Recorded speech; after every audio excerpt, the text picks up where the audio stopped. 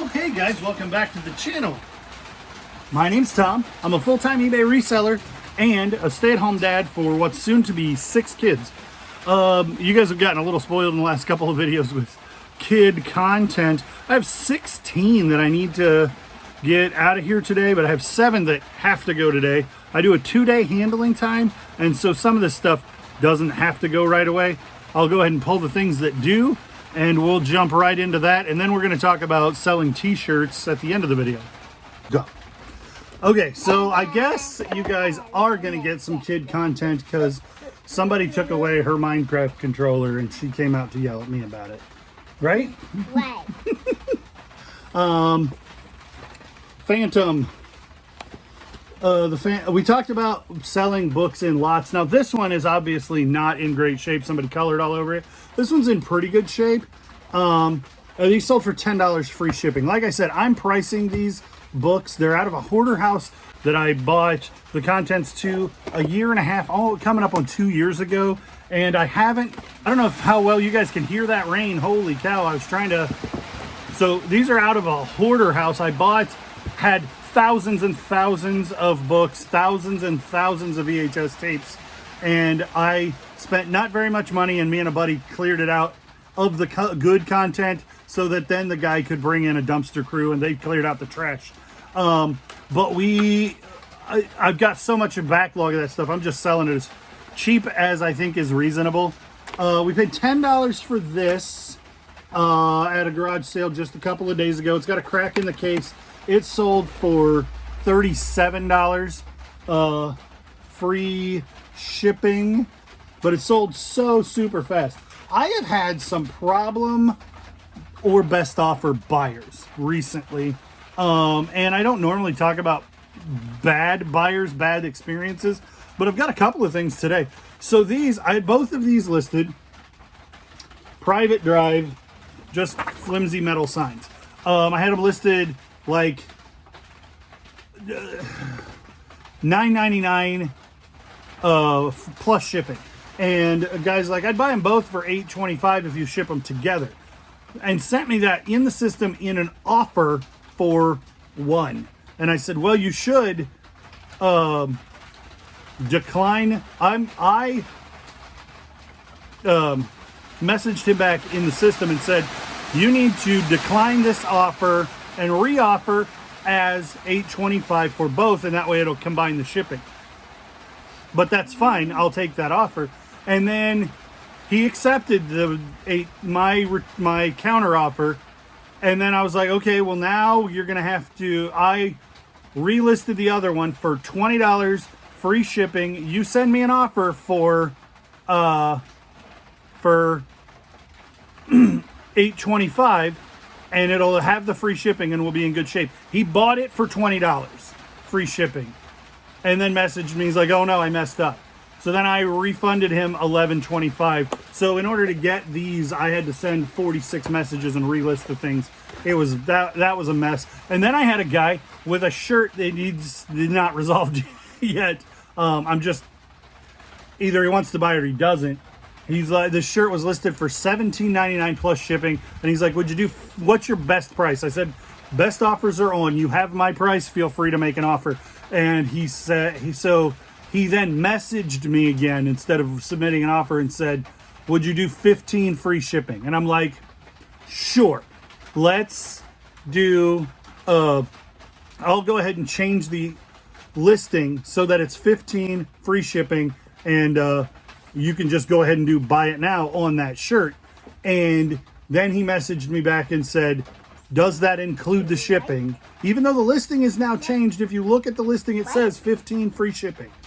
And then he messaged me something else, and I'm like, I can't hold your hand. I can't buy it and sell it and wear it for you. I don't know what more you need from me. So I've had some trouble with the best offer and message system. Yes, love. Are you being weird? Mm-hmm.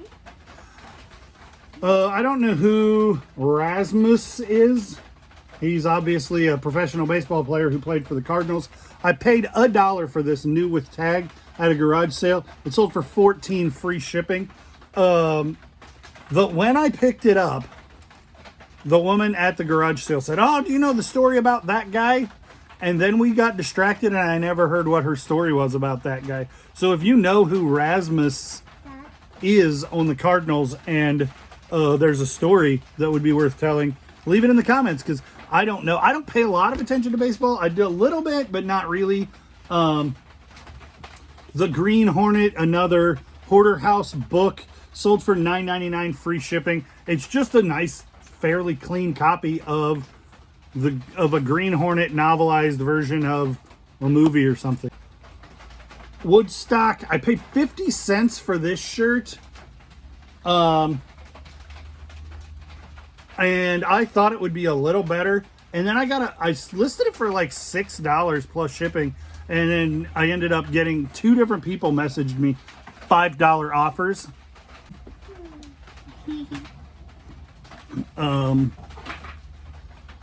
So not all this stuff that has to go out today is going to be easy peasy shipping, but it's not very much money. There's a handful of other things that need to go out, and so we'll see if we can Daddy, get into those. Yes, love. can I be done in the video? Sure. Bye. Bye. So sometimes you find shirts that are an anomaly at the Goodwills around here. Most of the time, shirts are almost $5 for a T-shirt.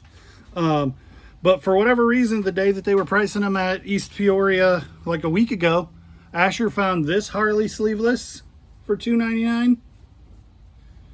And at the Goodwill, hi baby, the Goodwill that I normally shop at, Harley's stuff is $6.99. Okay, so I was thinking that, I think I was talking about these Harley shirts. My store has Harley anything is $6.99, but Asher was able to find these sleeveless for $2.99 a piece. They sold to the same buyer for 15 a piece, maybe 15 and 17.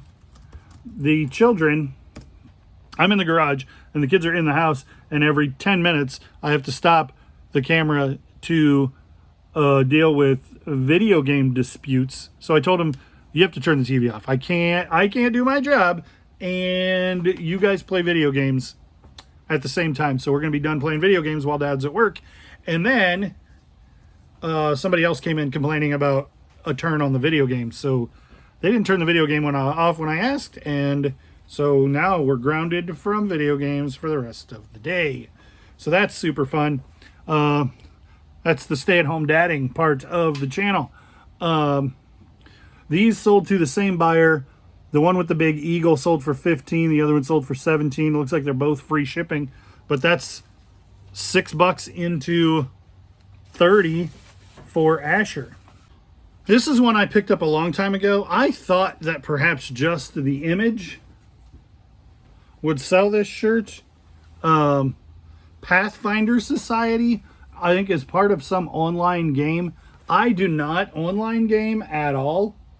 I do play some. I don't play any video games that were made in anything that starts with 201 or bigger. Like the newest video games that I play are from the early 2000s, like PS2 stuff. But I don't play anything. Well, and I guess that's not entirely true. I do a little bit on the Switch. Anyway, I like retro video games. This is not retro video games, so I don't know as much about it. So sometimes I make bad buys trying to buy newer video game stuff. This Pathfinder Society video game shirt I bought for, there's a handful of them, and they all have sold eventually. I paid $4 a piece for them, and this one is the last one to sell. It sold for $12.99 plus shipping. So not a terrible buy, but this one took a while, a lot longer than I expected for it to sell. Like, well, let's find out. Yeah, so that was listed March of 2022. So it's been 18 months in the store. I knew it wasn't good. And I mean, it sold for fine money and it did eventually sell, but I don't like to have something sit around for 18 months. That's craziness. Kingdom of the Cults, Ravi Zacharias. This isn't actually by Ravi Zacharias. He was the editor on this, but he is a world-renowned Christian apologist, and I knew this book would sell when I found it. Sold for $9 free shipping, but I paid 50 cents for it. So it is what it is. It wasn't a great buy. I didn't have cell service when I picked it up, and I'm like, I'm gonna try 50 cents for it. I'm gonna see. This shirt is a big deal. American Thunder with the lightning bolts are always good. This is a cut tag, unfortunately. I think it probably would have tagged as a 2X, but it fits me. It's pretty close to a 3X, but it's also really boxy. Like, it is as wide as it is long, and so it almost fits me like a belly shirt. But what's significant about this shirt is that, and I don't know why it matters, both Kanye West, Ye, and Travis Scott have been photographed wearing that shirt, and that is a big deal for young people who would look up to those guys. And so that shirt is highly desirable. Unfortunately, it's like stretched wide, and so it sold to a buyer in South Korea for $65 free shipping, but it's free shipping to somebody in the United States, and then he's using a freight forwarder. So that works out really well for me. I love it when people use freight forwarders because they are, because once it gets to the freight forwarder, they can't return it. They can't nothing. Because if they have a problem with it on the other end, I will just say, oh, I shipped it to New Jersey and you're shipping it back from South Korea. Sorry about you. That is a violation of eBay's. Basically, when they use a freight forwarder, they forfeit their buyer protection. And not that I'm going to try to take advantage of that, but I think there are a lot of people who are worried about, oh, this foreign buyer is going to scam me and I'm going to be out because I can't afford to ship it back and things like that. That do happen, but they're so rare. I've never had that happen. I think my brother had it happen one time. If they go through a freight forwarder, that if you're not shipping directly to that country, they can't really do that. So they use a freight forwarder, and you're covered because they violated eBay's policy. So they can't ship it. They're not going to get it over on you. I had somebody try that one time. Oh, I can't afford to send it back, and I'm like, well, why not? I shipped it to Delaware. You can't afford the $7 to send the thing back. Well, no, I'm in Korea. I'm like, well then, I'll give you a return for it when it comes back. But they never sent it back. And then this thing, I'm not worried about this at all. That is significantly underpriced for that shirt. Most of them are priced around $200. But this one wasn't in great shape, and I'm not holding out for 2 years to get $200 for that shirt. I'm going to sell it to the first person who gives me reasonable money for it. Or unreasonable. $65 for a t-shirt? That's unreasonable money for it. Anyway, especially when you consider I paid $5 for it. But that shirt, anytime you see American Thunder, this could have that emblem on the back could have lots of different fronts, but that emblem is going to be a banger on a hanger. It's 65 is low for that one or any of those shirts. Let me go grab. I got one more shirt and some books. So this Bob Marley t-shirt. I guess it's good that we got a segment coming up about me selling t-shirts, because I'm selling a bunch of t-shirts today. Size large, 420 friendly, I guess. This is one of the first things I bought off of Whatnot. Sold for $9 plus shipping. Nothing too exciting. These are fun, and these were Hoarder House books as well. Sold for $9.50 free shipping. Ocean's 11 with the Rat Pack, not George Clooney. And this is a novelized version, and evidently Robin and the Seven Hoods, the same crew. This one didn't George Clooney didn't make a movie out of it, so it's not as popular. But those are cool books, even if they aren't hugely valuable. But I think that's everything. I believe that is the whole kit and caboodle, as they say. That's all the sales that we got for today. Haven't sold one thing since today, but it's only 9:30 in the morning. So normally I have some sales overnight, but I think my sales overnight were California time. We're on the other side of midnight. So anyway, that's going to do it for me. Let's go to me talking about some t-shirts. Hey guys, welcome back to Mod Pop Thrift. My name is Tom and I'm a stay-at-home dad for my 5 wonderful children, and my beautiful wife is gonna have our 6th child at the end of October. And so I like to spend time with my family. I like to spend time in the house. I have this big awesome garage that I can keep my inventory in and stuff, but most of the time, rather than using the photo station that I have set up, especially when I'm doing clothes, which is what I'm doing tonight, it's a big basket on the dinner table. And I guess I'm saying that to say that you can make what you have work. I have a photo station and I prefer to do it on my kitchen table outside. So I take this lampshade off and it's super bright bulb and it's just a good space to lay out some cool thrifted clothing. So this is kind of my process when I'm working this way. This tote was in the death pile and it was full of clothes. I took those clothes and I put them on this chair back here. As I was pulling them out, there were a couple that I was like, I'm never gonna list that. So I just set those aside. They'll be on in the donate pile. And then I pulled a couple of cool ones up here. Not that that's necessary, but this tote, see, I wrote Z28 on it. I put Z28 on a post-it note here, and then I have 2 yardsticks.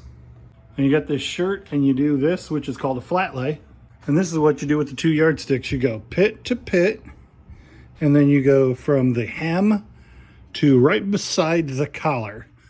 And you take that picture, and you take a regular picture, and you take a picture with the yardstick beside what might be a stain, and you take a picture of the size, if it can be read, but this one, oh, there it is, 2XL. And you flip it over and you take a flat lay picture of the back. So you do front, tag, measurements, flaws, back, flaws. And because the post-it note is in the picture the whole time, I know where I'm gonna find that when it sells and is ready to pull to ship.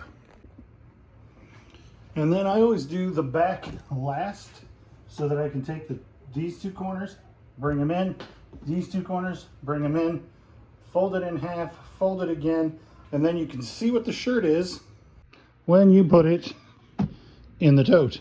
You want to be shooting all of your photos for eBay in 1:1 aspect ratio. That's a square, not a rectangle like this, which is a 16:9 aspect ratio. It shows up so much better, and so you can crop your photos in eBay, but I would highly recommend that you shoot the photo you want, because if it takes an extra couple of seconds to set up your phone or to set up the scene to take 25 photos, those 2 minutes are a lot better than spending 10 seconds each on the 50 photos, editing them in eBay's editing software or another editing software. I don't think white backgrounds are a big deal. I think that most people don't shoot in white backgrounds. You want a not distracting background that makes the colors of your thing stand out a little bit. And I don't think that the white background thing is a big deal. And I think that it can be distracting, and it can send the implication that your items are new and you're using stock photos, as opposed to the idea that you're selling quality used things. So I don't choose to use white backgrounds, and I shoot in 1:1 so that I don't have to edit my photos once I put them in, and I shoot them in the order I want them to be in, so that it's just boom, boom, bump, bump, bump, bump, bump, and I've got all of my photos and they're in the right order. And once the photos are starting to upload to eBay, I don't touch them at all. almost ever. Sometimes there's a problem, but you know, for the most part, the default is they get uploaded in the order I want them in, and they're already the picture I want because I set the thing up ahead of time to be square mode, not 16:9 cinematic mode. Okay, so this is a vintage t-shirt and this is a vintage t-shirt. This thing is on a Wilson tag and is made in the US, somewhere on here, made in the USA. But it has 2 lines of stitching, and this t-shirt has 1 line of stitching here in the shoulder and in the hem. So this is a straight up single stitch everywhere t-shirt. This one is legitimately vintage, but it has double stitch, and it's single stitch in the shoulder. And this shirt shows that even your shoulder can be a double stitch. Is every single stitch shirt worth money? No. Is every vintage shirt double stitch? No, that one's not. Does it increase the value of a shirt that it's single stitch? Not in and of itself, but the single stitch is an indicator of an older style. And so it's easier to have provenance of shirt being old if it's single stitch, especially if it's single in the hem, the sleeve, and the shoulder. They're not making t-shirts like that anymore. This Wilson shirt is phenomenal. It's not a great shirt, but it's comfortable. It's well made. And so it's double stitch, but it has other telltale signs of being vintage. It doesn't have to be single stitch. A lot of people don't even know what single stitch means still. And so that tells you what it means. Normally people are only referring to the sleeve or the hem, and it isn't necessarily, even on the same shirt, you may have single stitch in the sleeve and double in the hem, or the other way around, like single at the waist and double in the sleeve. It doesn't really make a lot of difference, but if there's single stitch anywhere, chances are good it's vintage. But there are companies like Junk Food and one other one, and Abercrombie, and I've seen Hollister, but there's one other one that Homage. Homage makes a lot of older looking single stitch t-shirts, but they're not vintage. So it's a culmination of evidence that makes a shirt vintage without a date. But that's what single stitch means. It's where you look and what people are looking for. Hopefully that's helpful. All right, well, that is going to do it for the video today. Thanks for liking, commenting, subscribing, clicking that bell, and following, and all the things that you do. Channel's growing like weeds. It's fantastic. I love to see all the new faces, all the new comments, all the new content. Yeah, we'll continue on this pace, and we'll see you on the next one.